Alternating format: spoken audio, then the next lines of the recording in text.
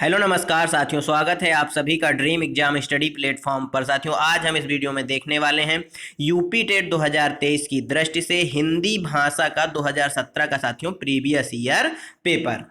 तो साथियों, वीडियो को शुरू करने से पहले आपसे एक निवेदन है कि यदि आप हमारे चैनल ड्रीम एग्जाम स्टडी पर नए हैं तो चैनल को लिए सब्सक्राइब और साथ में बनी बेल आइकन जरूर दबा लीजिए ताकि जब भी हम अगला वीडियो अपलोड करें आप तक नोटिफिकेशन सबसे पहले पहुंच जाए। चलिए साथियों, वीडियो को शुरू करते हैं।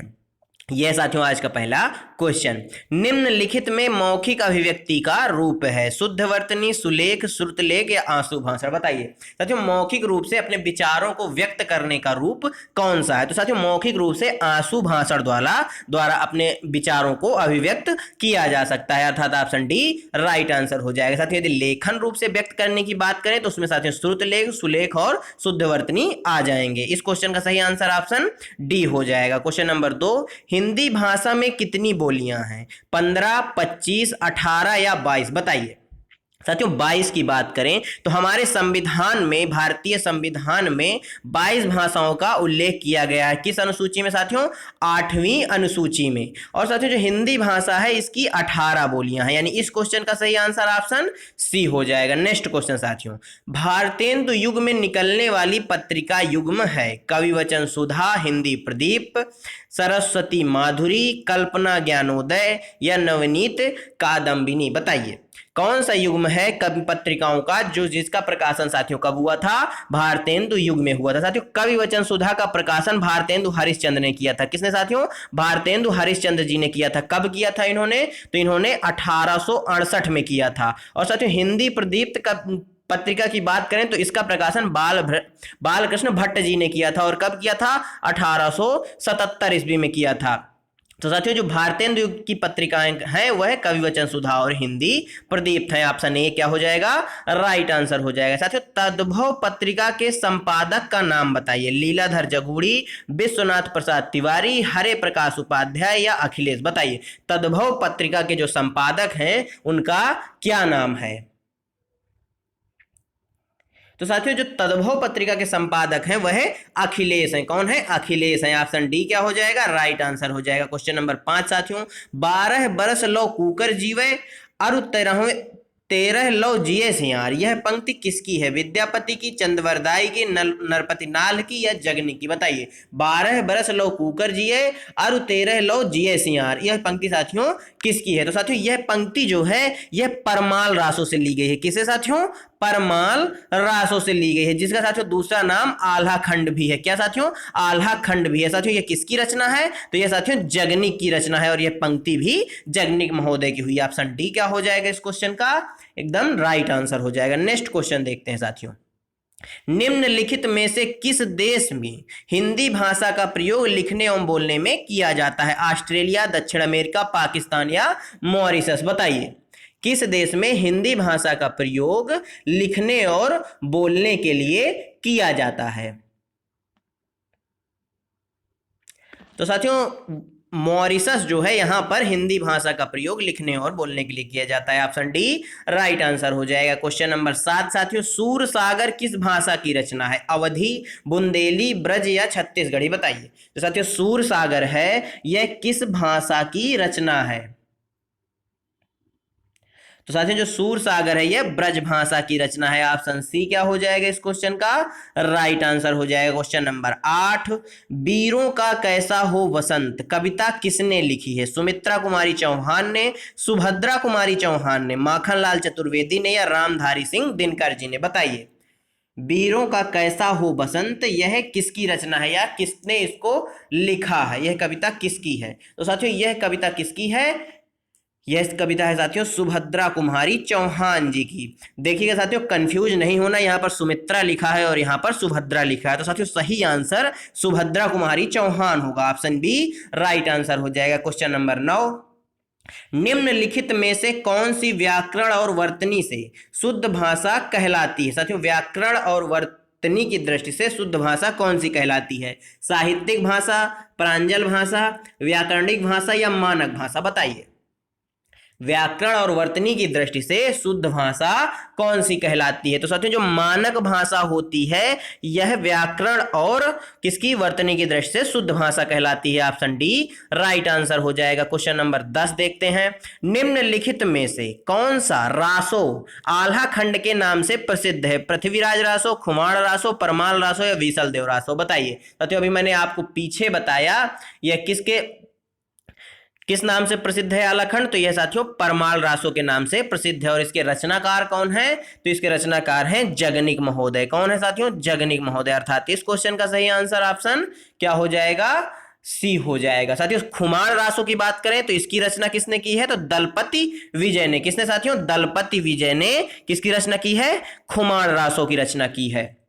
बीसल देव रासो के रचयिता कौन है साथियों? तो नरपति नाल। साथियों बीसल देव रासो के रचयिता नरपति नाल है। कौन साथियों? नरपति नाल है। इस क्वेश्चन का सही आंसर साथियों मैंने आपको बताया कौन सा हो जाएगा? ऑप्शन सी हो जाएगा, परमाल रासो। पृथ्वीराज रासो साथियों बचा हुआ है, इसके रचनाकार कौन है? चंद्रवरदाई है। कौन साथियों? चंद्रवरदाई की रचना कौन है? पृथ्वीराज रासो। अगला क्वेश्चन साथियों 11 से 15 दिए गए गद्यांश को पढ़कर निम्नलिखित प्रश्नों के विकल्प छांटिए।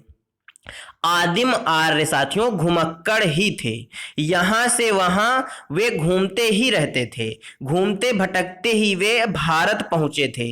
यदि घुमक्कड़ी का बाना उन्होंने न धारण किया होता, यदि वे एक स्थान पर ही रहते, तो आज भारत में उनके वंशज न होते। भगवान बुद्ध घुमक्कड़ थे, भगवान महाव घुमक्कड़ थे।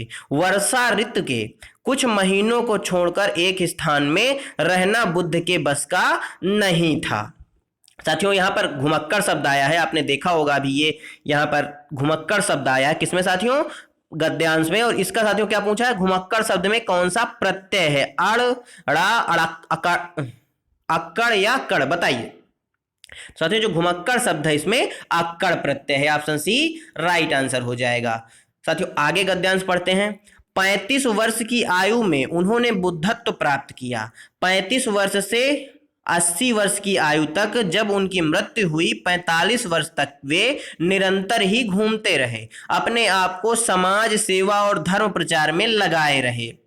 अपने शिष्यों से उन्होंने कहा था, चरथ भिक्षवे चारिक, हे भिक्षुओं घुमक्कड़ी करो। यद्यपि बुद्ध कभी भारत के बाहर नहीं गए थे, किंतु उनके शिष्यों ने उनके वचनों को सिर आंखों पर लिया और पूर्व में जापान, उत्तर में मंगोलिया और पश्चिम में मकदूनिया और दक्षिण में बाली द्वीप तक धावा मारा। श्रवण महावीर ने स्वच्छंद विचरण के लिए अपने वस्त्रों तक का त्याग कर दिया। साथियों महावीर स्वामी का जन्म कहाँ हुआ था? साथियों इनका जन्म कुशीनगर, वैशाली, पावापुरी या पारसौली? बताइए कहाँ हुआ था? तो साथियों महावीर स्वामी का जन्म वैशाली में हुआ था। ऑप्शन बी क्या हो जाएगा इस क्वेश्चन का? एकदम राइट आंसर हो जाएगा। अगला क्वेश्चन देखते हैं।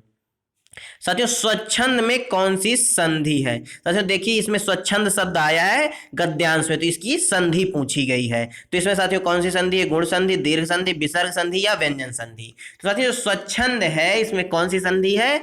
इसका संधि विच्छेद क्या होगा साथियों? स्वजमा छंद।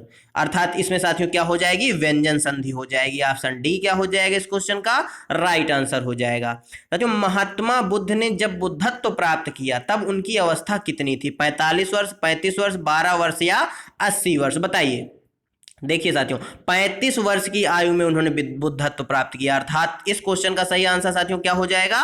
35 वर्ष की आयु में उन्होंने बुद्धत्व प्राप्त किया। ऑप्शन बी राइट आंसर हो जाएगा।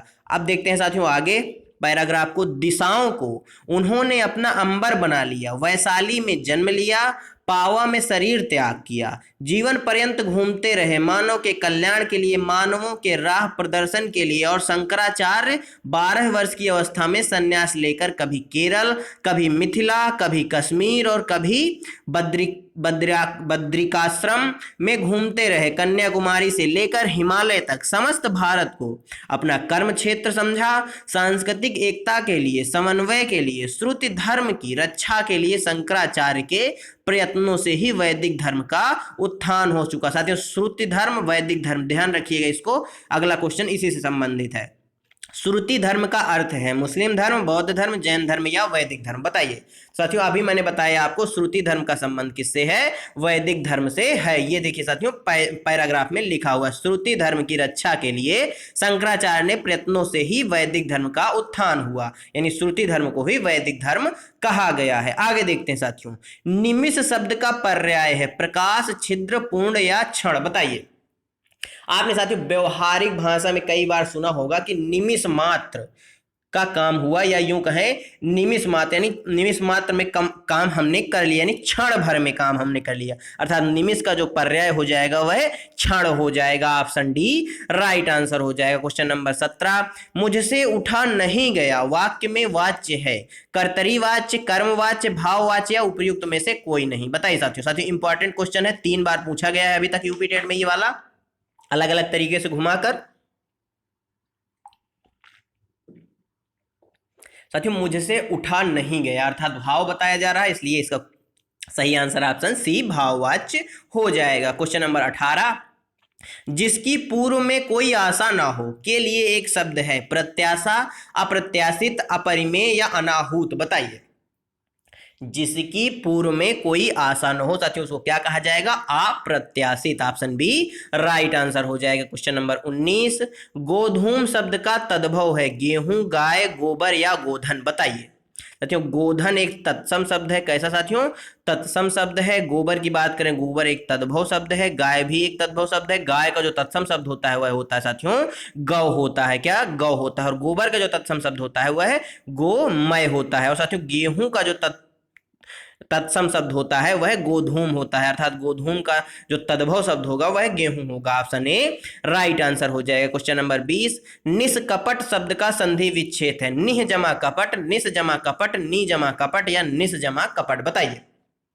निष्कपट का संधि विच्छेद क्या हो जाएगा? तो साथियों इसका संधि विच्छेद क्या हो जाएगा? निह जमा कपट। ऑप्शन ए राइट आंसर हो जाएगा। इसमें साथियों कौन सी संधि है यदि आपसे पूछ ले तो इसमें साथियों विसर्ग संधि है। कौन सी संधि? विसर्ग संधि है। नेक्स्ट क्वेश्चन साथियों, निम्न में से किस शब्द की वर्तनी सही है? अनुगृहीत, अनुगृहीत, अनुग्रहित या अनुग्रहित? बताइए।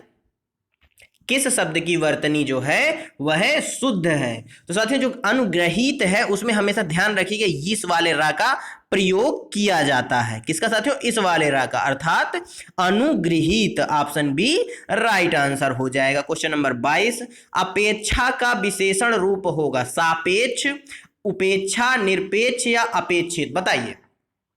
अपेक्षा का विशेषण रूप कौन सा हो जाएगा? तो साथियों जो अपेक्षा शब्द है इसका विशेषण रूप अपेक्षित हो जाएगा। ऑप्शन डी करेक्ट आंसर हो जाएगा। क्वेश्चन नंबर 23, सा ध्वनि का उच्चारण स्थान क्या है? दंत, मूर्धा, तालु या दंतालु? बताइए।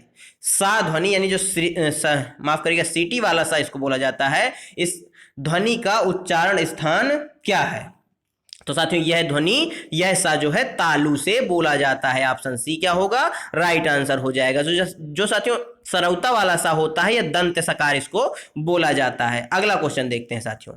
अत्यंत शब्द में प्रयुक्त उपसर्ग है अत, आ, अत या अति? बताइए। अत्यंत शब्द में प्रयुक्त उपसर्ग कौन सा है? तो साथियों जो अत्यंत शब्द है इसमें अति उपसर्ग का प्रयोग किया गया है। ऑप्शन डी क्या हो जाएगा? राइट आंसर हो जाएगा। क्वेश्चन नंबर 25, उपत्यका का अर्थ है सूर्य जिस पर्वत के पीछे से निकलता है, प्राणियों के पेट का एक अंग, पर्वत का शिखर, पर्वत के पास की भूमि? बताइए। उपत्यका का क्या अर्थ है?